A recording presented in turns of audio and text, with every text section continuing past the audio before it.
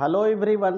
आज मैं इस वीडियो में आप लोगों को क्यूब रूट यानी घनमूल के बारे में बताएंगे। घनमूल होता क्या है, घनमूल को कैसे फाइंड आउट करते हैं, इस पे कुछ क्वेश्चंस होंगे। आइए पहले जानते हैं घनमूल होता क्या है। तो घनमूल के बारे में सिंपल सा जान लीजिए। किसी संख्या का घनमूल वह संख्या है जिसका घन करने पर मूल संख्या प्राप्त हो जाती है। कह रहा है किसी संख्या का घनमूल वह संख्या है जिसका घन करने पर मूल संख्या प्राप्त हो जाती है। जैसे सिंपल सा कह दीजिए घनमूल, मान लीजिए 3 कहा जाए 27 का घनमूल है। 3 क्या है? 27 का घनमूल है। तो 3 का अगर हम घन करें, 3 का अगर घन करें, देखिए 3 का क्यूब जो होगा वो 27 के बराबर होगा। तो वही यहाँ पे बताया गया है घनमूल के बारे में। किसी संख्या का घनमूल वह संख्या है जिसका घन करने पर मूल संख्या प्राप्त हो जाती है। इसका घन करने पर मूल संख्या प्राप्त हो जाती है। इस तरह से तो उसी को यहाँ पे अगर बताया गया है कि एक परिमेय संख्या यम, परिमेय संख्या n का घनमूल है यदि m क्यू बराबर n। तो मान लीजिए परिमेय संख्या 3, परिमेय संख्या 27 का घनमूल है यदि 3 का क्यूब बराबर 27। देखिए 3 त्रिका 9 त्रिका 27, या 3 को 3 बार गुणा कर दिया जाए तो वो संख्या क्या मिल जाएगी? 27 मिल जाएगी। आइए इसी पर 2 हम एग्जाम्पल लिए हैं, इन एग्जाम्पल को देखते हैं। देखिए पहला एग्जाम्पल लिया गया है कि 1728 का घनमूल ज्ञात कीजिए। तो 1728 का घनमूल होता क्या है इसके बारे में देखिए। घनमूल हमेशा हम गुणनखंड विधि से ज्ञात करेंगे। गुणनखंड विधि ऐसा विधि है जिससे हम घनमूल निकाल सकते हैं, दूसरा कोई घनमूल निकालने का दूसरा विधि नहीं है। तो घनमूल निकालने का तरीका है अभाज्य गुणनखंड मेथड। तो अभाज्य गुणनखंड मेथड से हम घनमूल निकालेंगे।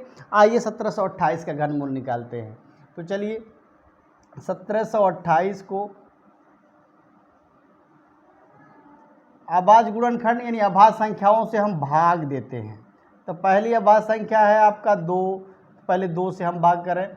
17 में देखिए पहला 2, एक जो है 2 से कम, इसका मतलब 2 संख्याओं को देखेंगे। 2 का भाग करेंगे 17 में तो 8 बार में जाएगा। तो 2 8 16, एक बचा, एक इसके साथ यानी 12 होगा। 2 छक्के 12, 2 चौको 8, 8 बचा हुआ। फिर 2 से करेंगे, 2 से कटने वाला है तो 8 में करेंगे तो 2 चौको 8 कट जाएगा। 6 में 2 3 6, फिर 4 में 2 दूना 4। अभी भी इकाई के स्थान पे 2 है तो हम 2 से करेंगे। 2 दूना 4, 2 दूना 4 और फिर 2 1 कम 2, यहाँ 1 बचा, 12 2 छक्के 12। फिर अभी 2 से कटेगा, 2 से काटते हैं इसको। 2 1 कम 2, देखिए, और 2 8 16, यानी 2 धाम 20 समझिए। यानी एक बार में जा रहा है, एक में जाएगा नहीं तो 0 बढ़ाएंगे। अब 16 को देखेंगे तो 2 8 16, फिर 2 से करेंगे। 2 5 10 और 8 है आपका, 2 चौको 8, फिर 2 से कटेगा अभी तो 27 दूना 54। अब देखिए 2 से नहीं कटेगा तो 3 से कटेगा। 3 से काटिए, 3 9 27, फिर 3 त्रिका 9, 3 1 कम 3। यानी 1728 का जो अभाज्य गुणनखंड आया आपका, यानी 1728 का अगर हम अभाज्य गुणनखंड लिखें तो आ रहा है 2 गुणे 2 गुणे 2 गुणे 2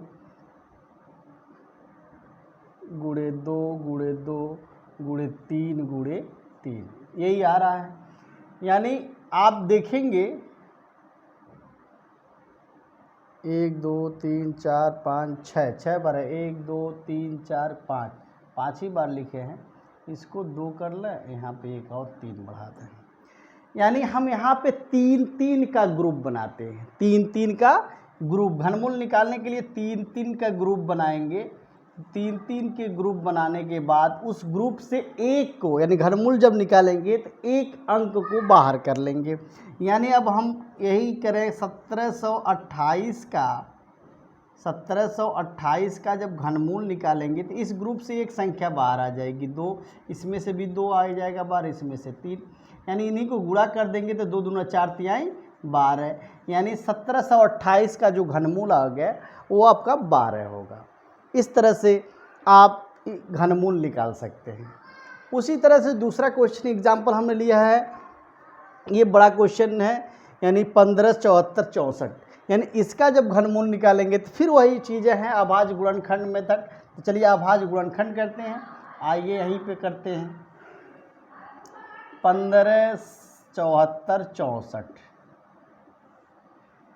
वही संख्या पहले हम 2 से करेंगे क्योंकि इकाई के स्थान पे 4 है, 2 से कट जाएगा तो हम पहले 2 से करेंगे, 2 से भाग करेंगे तो वही चीज़ यहाँ पे पहला 1 है, नहीं जाएगा तो हम 2 अंकों को देखेंगे। 15 तो 7 बार जाए, 2 7 14, 1 बचा, 17 2 8 16, फिर यहाँ से एक 14 हो जाएगा, 2 7 14, 2 3 6, 2 दूना 4, फिर 2 से अभी कटने वाला है तो यहाँ पे काटेंगे 7 को, 2 3 6, 1 बचा 18 हुआ, 2 9 18, फिर 7 में करेंगे 2 3 6 13 हुआ, 2 6 12, फिर 12 2 6 12, फिर यहाँ पे अब 2 से करेंगे तो 2 1 कम 2, यहाँ 1 बचा 19 हुआ, 2 9 18, एक यहाँ बचा 13 हुआ, 2 6 12, फिर एक बचा हुआ 16 होगा, 2 8 16, 2 3 6।